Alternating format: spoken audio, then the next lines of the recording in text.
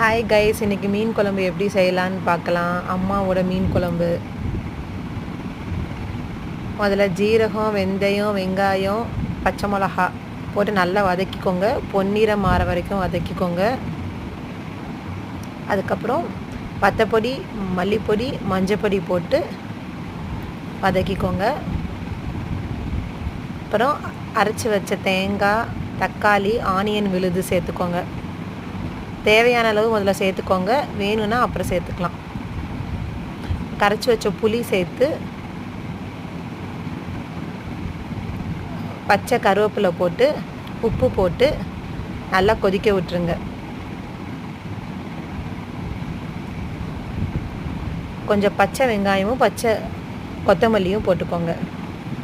உங்களுக்கு இன்னும் கொஞ்சம் விழுது வேணுன்னா சேர்த்துக்கலாம். நல்லா இந்த மாங்காய்லாம் வெந்து கொதி வந்ததுக்கப்புறம் டேஸ்ட் பார்த்துட்டு மீனை நீங்கள் மெதுவாக ஒன்று ஒன்றா உள்ள மீன் குழம்புல போட்டுருங்க.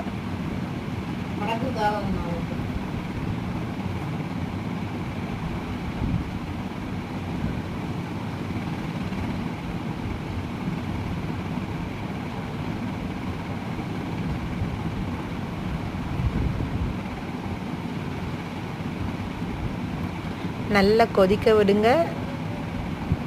ஒரு 5 நிமிஷம் ஃபுல் ஃபயர், ஒரு 5 நிமிஷம் சிம்மில் வச்சு நல்லா கொதிக்க விடுங்க.